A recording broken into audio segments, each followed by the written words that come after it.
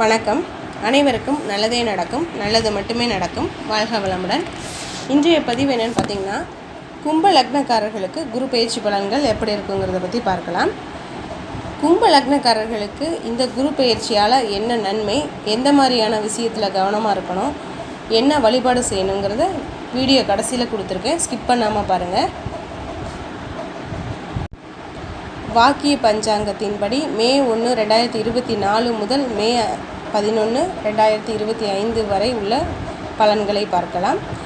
கும்ப லக்னக்காரர்களுக்கு இதுவரைக்கும் சகோதரஸ்தானமான 3ஆம் ராசியிலிருந்து வந்த குரு பகவான் சித்திரை மாதம் 18ஆம் தேதி சுகஸ்தானமான 4ஆம் பாவத்திற்கு பயிற்சியாகிறார்.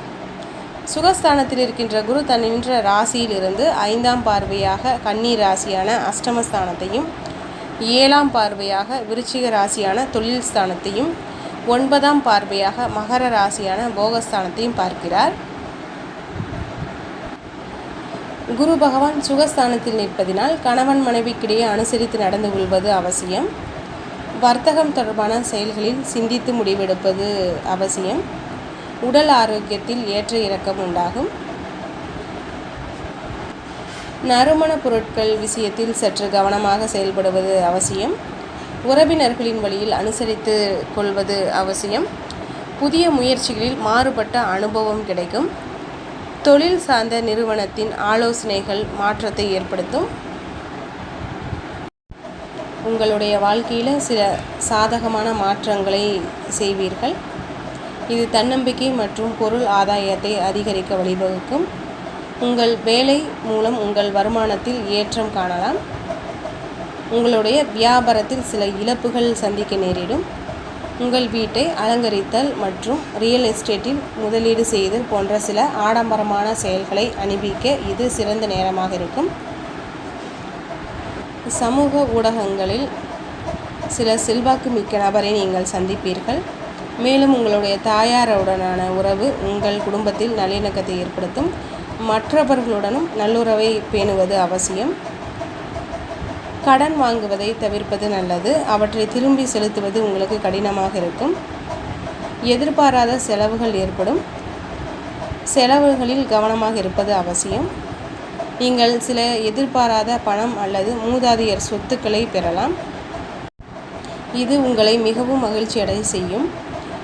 நீங்கள் ஆன்மீக பணிகளில் அங்கீகாரத்தையும் புகழையும் பெறலாம். சில பொருளாதார வளர்ச்சியையும் கூட அனுபவிக்கலாம். உங்கள் தொழிலுக்கு அதிக நேரத்தை ஒதுக்குவது நன்மை செய்யும். நன்மை தீமைகளை பகுத்தாய்வு செய்து அதன் மூலம் புத்திசாலித்தனமாகவும் முடிவெடுப்பது அவசியம். குரு பகவான் 5ஆம் பார்வையாக அஷ்டமஸ்தானத்தை பார்ப்பதினால் எந்த ஒரு செயலையும் மேற்கொள்ளும் பொழுது சூழ்நிலை அறிந்து முடிவெடுப்பது அவசியம். எதிர்பாராத சில புதிய வாய்ப்புகளின் மூலம் மாற்றம் உண்டாகும். மறைமுகமான வருமானங்களால் கையிருப்புகள் அதிகரிக்கும். மற்றவர்கள் மீதான கோபங்களை குறைத்து கொள்வது அவசியம். குரு பகவான் 7ஆம் பார்வையாக தொழில் ஸ்தானத்தை பார்ப்பதினால் தந்தை வழியில் இருந்து வந்த கருத்து வேறுபாடுகள் விலகும். வியாபாரத்தை அபிவிருத்திக்கான வாய்ப்பு உண்டாகும். உடற்பயிற்சி சார்ந்த விஷயங்களில் தெளிவு உண்டாகும். எந்த ஒரு செயலையும் நேர்மறை சிந்தனையுடன் அணுகி வெற்றி பெறுவீர்கள். குரு பகவான் 9ஆம் பார்வையாக போகஸ்தானத்தை பார்ப்பதினால் வாழ்க்கை துணைவரின் விருப்பங்களை நீங்கள் நிறைவேற்றி வைப்பீர்கள். புதுவிதமான பயணங்களை மேற்கொண்டு மனமகிழ்வீர்கள். மற்றவர்கள் பற்றிய தனிப்பட்ட விஷயங்களை அறிவதில் ஆர்வம் கொள்வீர்கள். கடன் சார்ந்த நெருக்கடிகள் குறையும். சுபகாரியம் தொடர்பான விரயங்கள் உண்டாகும். எதிர்பார்த்த சில வரவுகளில் தாமதம் உண்டாகும். உணவு விஷயத்தில் சற்று கவனத்தோடு செயல்படுவது அவசியம். பயணங்களில் தேவையான ஆவணங்களை எடுத்து செல்வது நல்லது. கணவன் மனைவிக்கிடையே புரிதல் அதிகரிக்கும். உங்களுடைய உடல் ஆரோக்கிய விஷயத்தில் கவனமாக இருப்பது நல்லது. உறவினர்களிடத்தில் அனுசரித்து நடந்து கொள்வது அவசியம்.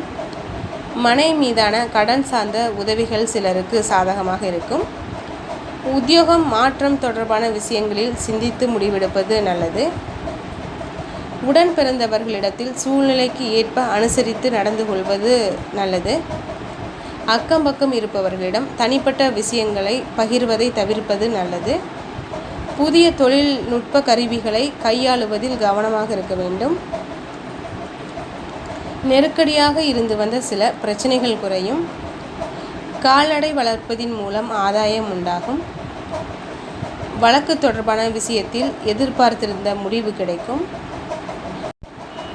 வாகன பயணங்களின் மூலம் புதிய அனுபவமும் ஆதாயமும் உண்டாகும். கும்ப லக்ன பெண்களுக்கு சில பிரச்சனைகளுக்கு தெளிவான முடிவுகளை எடுப்பதற்கான சூழல் உண்டாகும். வியாபார பணிகளில் மேன்மை உண்டாகும்.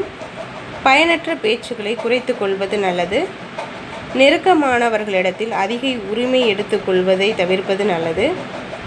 எதிர்பாராத சில பயணங்களால் புதிய அனுபவமும் அனுகூலமும் உண்டாகும்.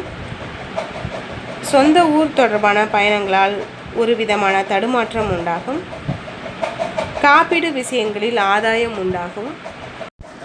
கும்பலக்ன மாணவர்களுக்கு பாடங்களில் சிறு சிறு குழப்பங்கள் ஏற்படும். சிந்தனையின் போக்கில் கவனமாக இருப்பது அவசியம். பெற்றோர்களிடத்தில் மனம் விட்டு பேசுவது மனதிற்கு அமைதியை கொடுக்கும். எதிர்பாராத சில பயணங்களால் ஒரு விதமான சோர்வு உண்டாகும். வேலைக்கு செல்பவர்களுக்கு வேலையில் திருப்தியான சூழல் உண்டாகும். முயற்சிக்கு உண்டான மதிப்பு கிடைக்கும். உடல்நிலை ஒரு விதமான சோர்வு உண்டாகும். உயர் அதிகாரிகளிடத்தில் மறைமுக ஆதரவுகளை புதிய நம்பிக்கையையும் பெறுவீர்கள். எதிர்பாராத சில இடமாற்றத்தால் அலைச்சல்கள் உண்டாகும். சொந்த தொழில் செய்பவர்களுக்கு வியாபார பணிகளில் இருந்து வந்த தாமதங்கள் விலகும். எதிர்காலம் சார்ந்த சில முடிவுகளை எடுப்பதற்கான சூழல் உண்டாகும். கூட்டாளிகளின் எண்ணங்களை புரிந்து கொள்வீர்கள். வேலையாட்களின் மறைமுக ஆதரவுகளால் சில புரிதல்கள் உண்டாகும். அபிவிருத்தி தொடர்பான இலக்குகளை உண்டாகும். கலைத்துறையில் இருப்பவர்களுக்கு புதிய வாய்ப்புகள் கிடைக்கும். பிற மொழி சார்ந்த விஷயத்தில் திறமைகளை வெளிப்படுத்துவதற்கான சூழல் உண்டாகும்.